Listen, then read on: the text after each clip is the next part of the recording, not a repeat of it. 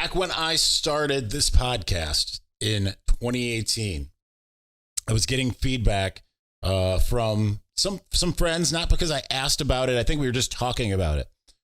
And Zach Shaw at 24/7 Sports, he's my former colleague over there when we worked together.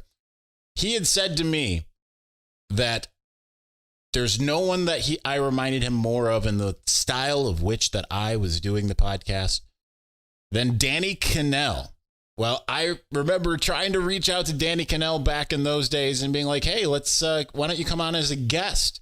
And was not able to make that happen.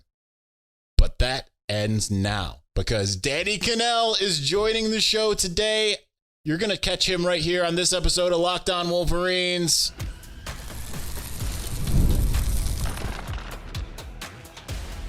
You are Locked On Wolverines, your daily podcast on the Michigan Wolverines, part of the Locked On Podcast Network, your team every day. Happy Tuesday. We are back and doing it. Locked On Wolverines podcast, part of the Locked On Podcast Network, where it's your team every day. I'm your man on the ground, Isaiah Hole, publisher of Wolverines Wire through USA Today Sports Media Group. And as promised, we have a very special guest. You can find him on Dusty and Danny in the Morning.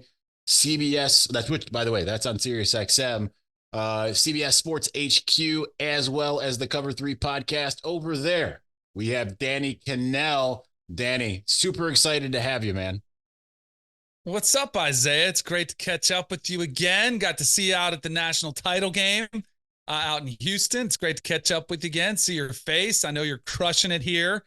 It's great to catch up, man. Happy to be on. Absolutely, man. It was awesome that whole national championship experience for someone like, I'm sure you've experienced a few, but for someone like me, who has not been there before, it was just a wild and surreal experience. So with that in mind, actually, that's a perfect opening, because I did want to ask you, Michigan fans, they're not tired of talking about the national championship win. As much as a lot of rival fans want to tell everyone to move on. So you got to see Michigan in person there.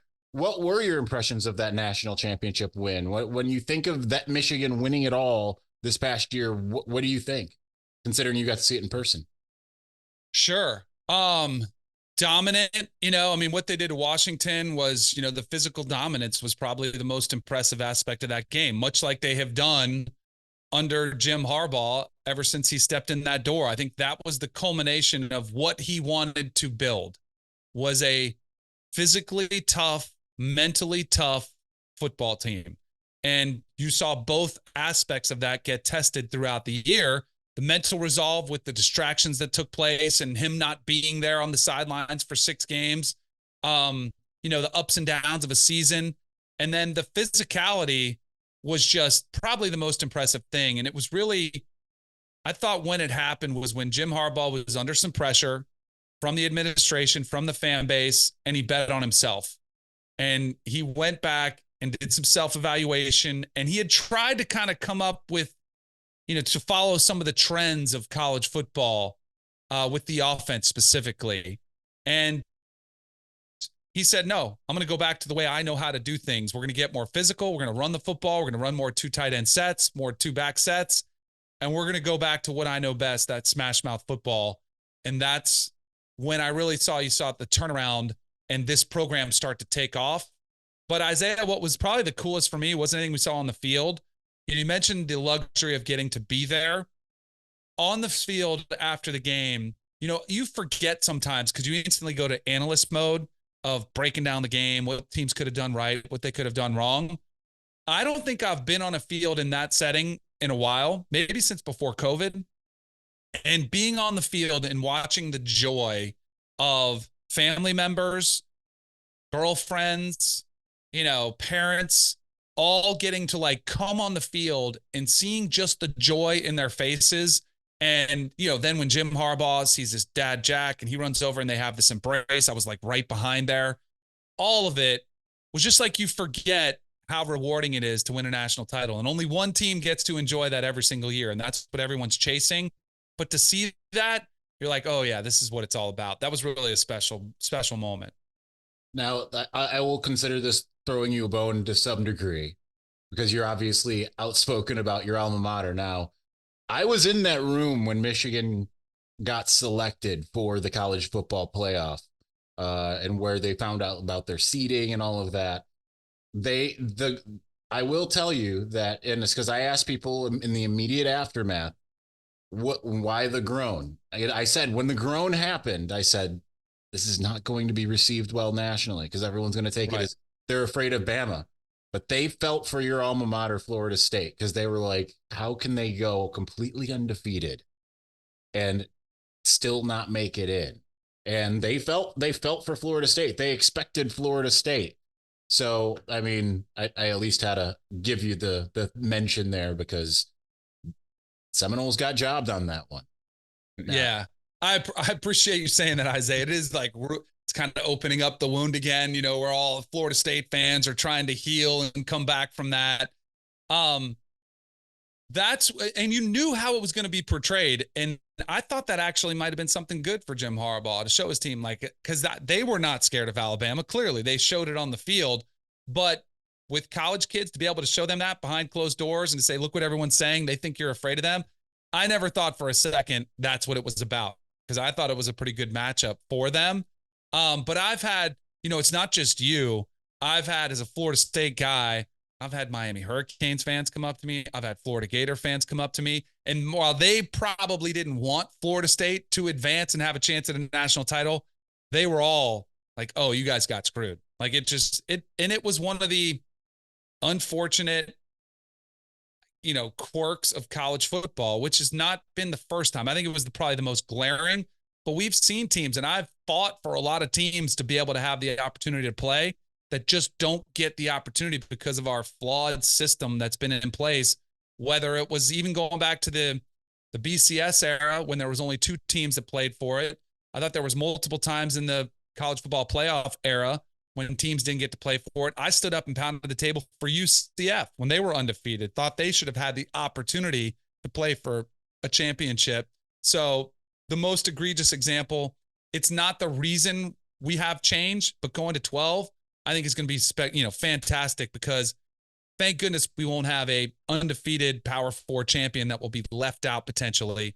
They'll get a chance to play for it, because that's at every school that you go to, Isaiah, Michigan, Ohio State, Florida, even UCF. I guarantee you those players were told, and I know Florida State players were, if you win every game, you can play for a national championship. And to be told that all season long, all career long, and then to have that rug ripped out from under you, that is really something that's tough to deal with for 18 to 22-year-olds. And I think that's what you saw Florida State struggle so mightily against Georgia in the Orange Bowl, was you saw the aftermath of them struggling to deal with that and feeling like I've been lied to by the system and we've been screwed over. And I would have liked to see them maybe channel that energy differently to get angry and prove to the world wrong. But I completely understand when a lot of the guys were like, I'm not even going to play. I'm going to go get ready for the draft. And a lot of the guys showed up, sure looked like they were going through the motions, but I think it was completely understandable considering the situation. We're going to continue everything with Danny Kanell, our conversation. And we're going to do that here in just a moment. But before we do, when you're hiring for your small business, you want to find quality professionals that are right for the role. That is why you've got to check out LinkedIn Jobs. LinkedIn Jobs has the tools to help you find the right professionals for your team faster and for free. LinkedIn is not just a job board. LinkedIn helps you hire professionals you can't find anywhere else, even those who aren't actively searching for a new job but might be open to the perfect role. In a given month, over 70% of LinkedIn users don't visit other leading job sites. So if you're not looking on LinkedIn, you're looking in the wrong place. On LinkedIn, 86% of small businesses get a qualified candidate within 24 hours. So hire professionals like a professional with LinkedIn. LinkedIn also is constantly finding new ways to help you as a business owner to streamline the process and make your life a heck of a lot easier as well as faster. There's a new feature that helps you write job descriptions so you can take that off of your plate a bit, and it helps make everything that much faster. So post your job for free on linkedin.com/lockedoncollege. That's linkedin.com/lockedoncollege to post your job for free. Terms and conditions apply.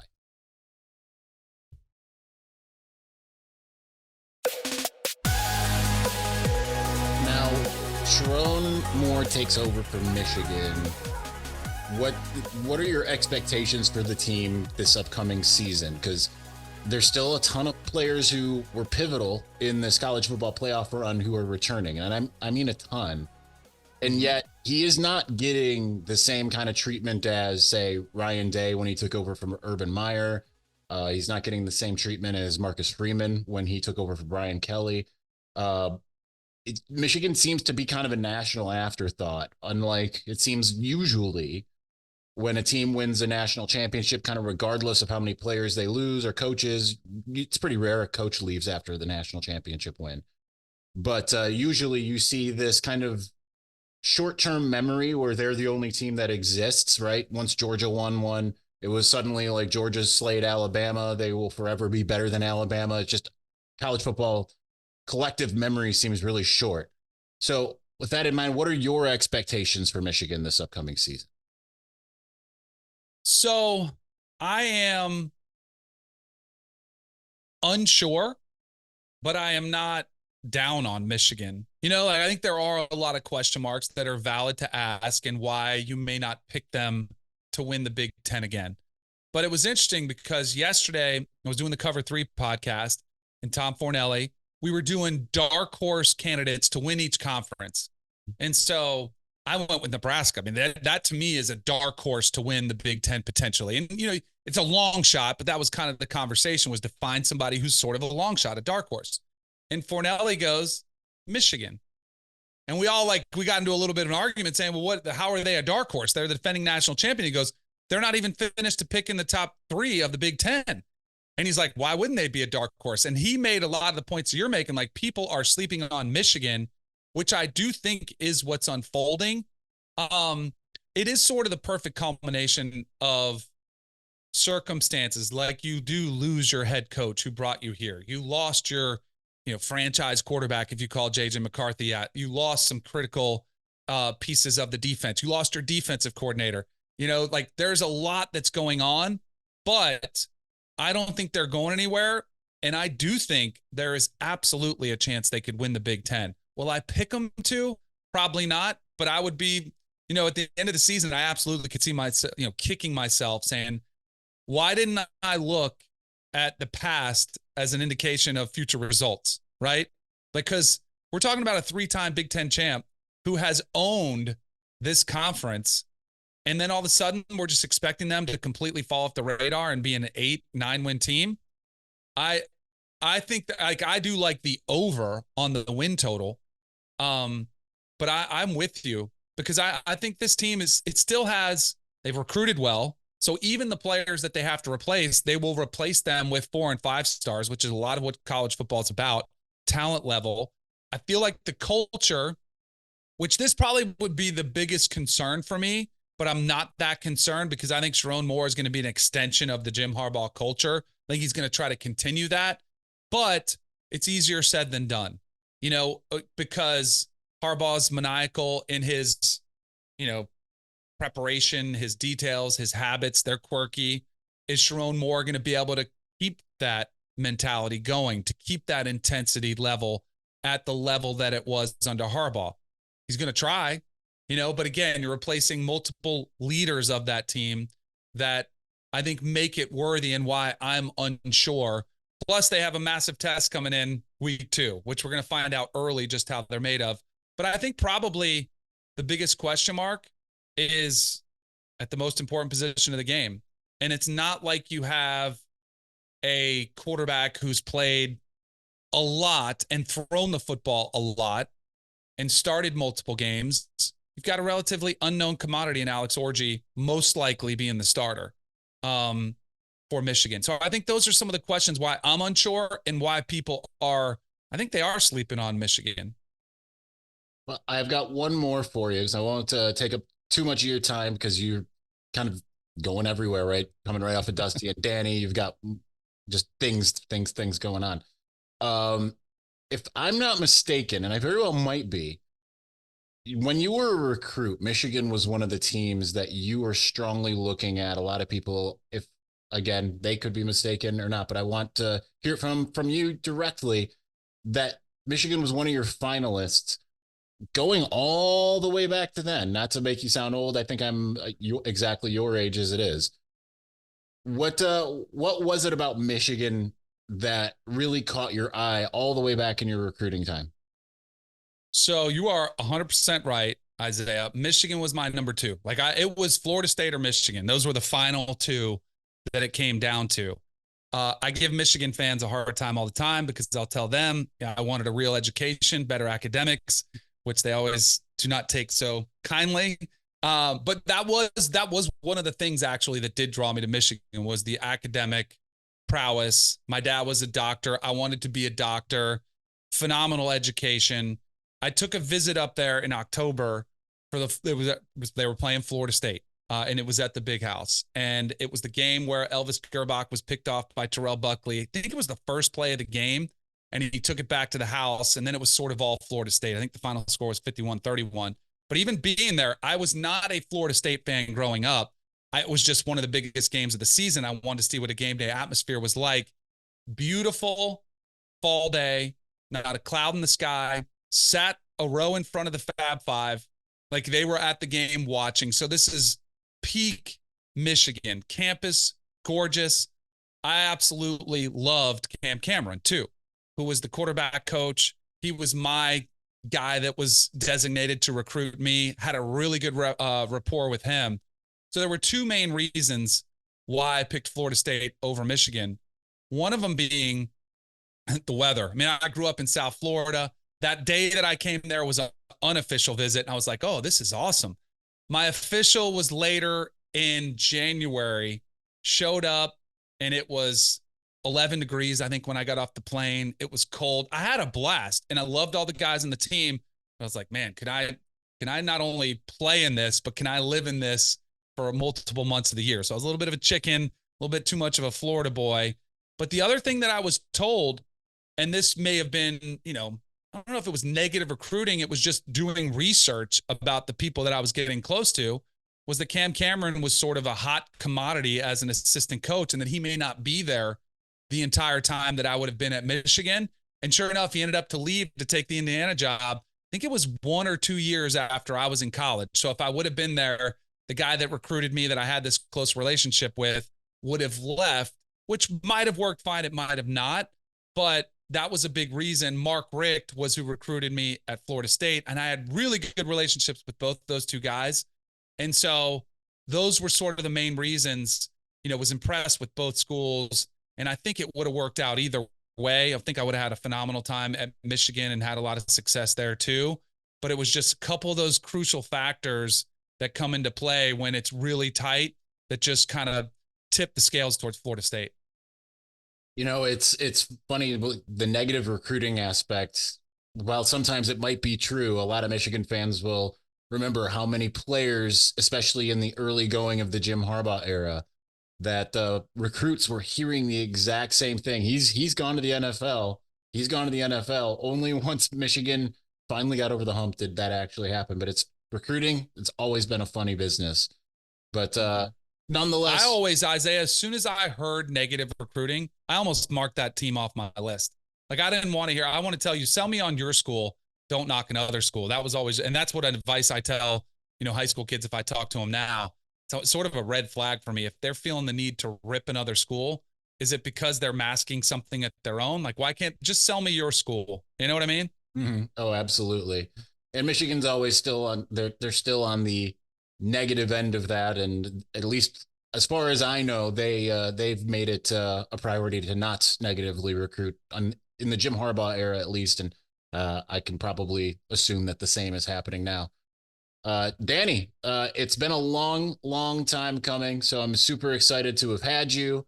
And thanks so much for coming on, man. Hopefully we can have you on again sometime here in the future. Absolutely. I would love to anytime. I know you're crushing it. Keep it up. It's been fun catching up. We'll have to do it again soon. That's Danny Kanell. Again, you can find him on Dusty and Danny in the Morning and Sirius XM. You could find him as well at the Cover 3 podcast, as well as CBS Sports HQ. Awesome to spend time with him here.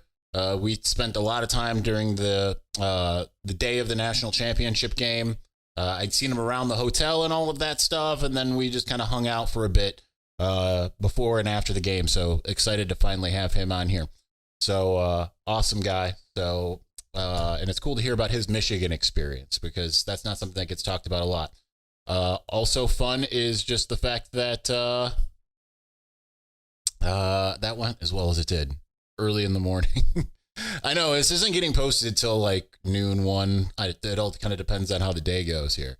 But the recording time, early for me, very early for me. Anyway, we're going to continue on. I do want to talk just a tiny bit about recruiting, how things have been going as far as that goes, because obviously there's been some hits and misses. One that looks to be a big hit coming on here in a few moments or a few days or whatever. Might be today is kind of what I would expect it to be. I don't have inside knowledge there. It's just kind of the gut feel of it all. And we're going to get to that here in just a moment. But before we do, summertime means baseball. The NBA Finals, those just ended, I believe. I didn't watch, but I think they ended. I think the Celtics won it all. And you can bet it all on FanDuel because right now new customers get $200 in bonus bets with any winning $5 bet. So find a ringer, right? Just, whether it's a baseball game, that's harder to have a ringer with, but maybe it's golf, maybe it's, maybe you're into auto racing and you just know. Find that ringer and bet $5 so you get $200 to play with. $200 that you can use to bet everything from the finals MVP to who's going to hit out of the park. Obviously, finals MVP, probably can't vote that now. We're on autopilot.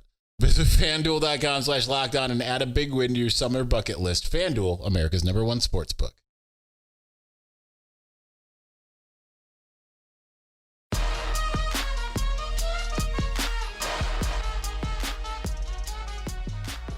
All right, so let's finish out here talking a little bit about recruiting. Now, Michigan, the most important one here.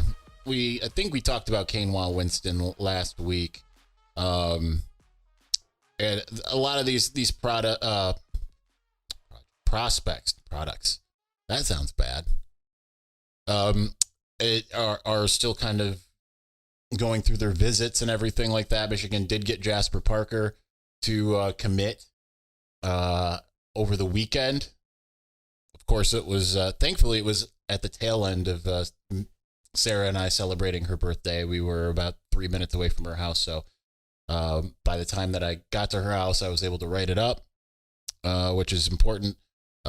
Certainly a type of guy that Michigan loves. I think it was funny to watch the Ohio State people really rip on. I mean, that just goes to show their insecurity, right? And as a lot of Michigan fans have pointed out, like Hassan Haskins was a 3-star and had 5 touchdowns against them.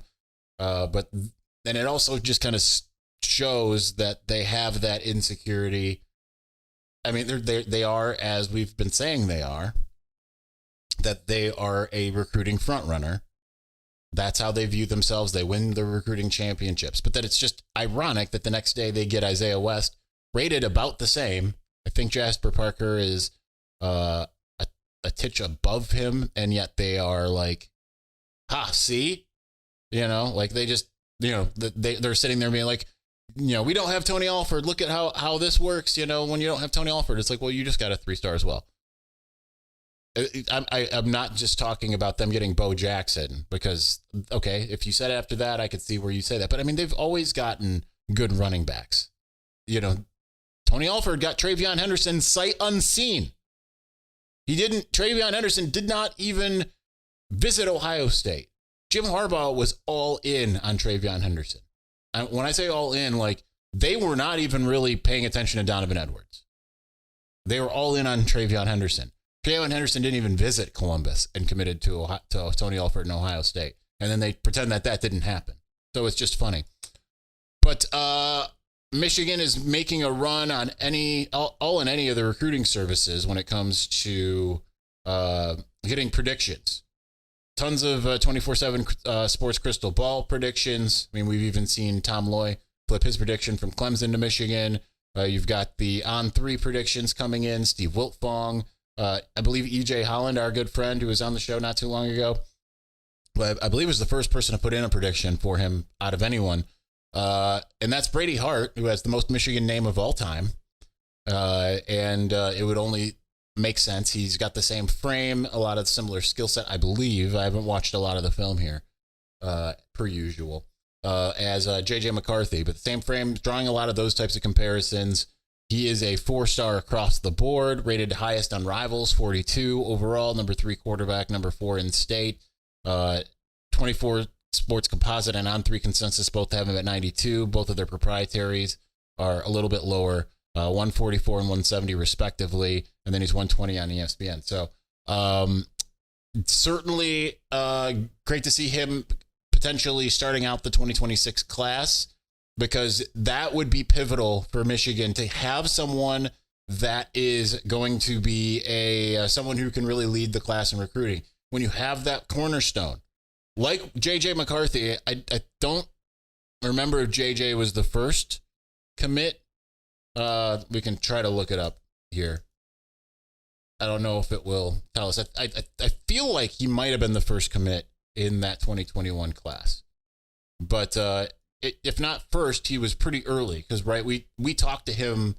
I talked to him multiple times throughout. Yeah, it's not going to tell me at their timing anymore, like it used to. After they ended up, no, Giovanni El-Hadi was the first. So memory serves. Giovanni El-Hadi was the first commit in the 2021 class, but JJ was not too far behind him. And I think the good thing is about Brady Hart is he's still rising, right? EJ will tell everyone that he's got 5-star, potentially looks like a 5-star in his eyes. So it would not be surprising to see him actually get the bump rather than the decline, but also wouldn't be surprised, because it always seems like Michigan guys end up getting those bumps backwards. But anyway, Michigan's in good spot for him. Sounds like that's imminent. And then we have Victor's Weekend, which is the big recruiting weekend coming up here. Anyway, that's going to do it for us today. We will be back Wednesday. So thanks for watching. Thank you for listening. We will talk to you again soon. Peace.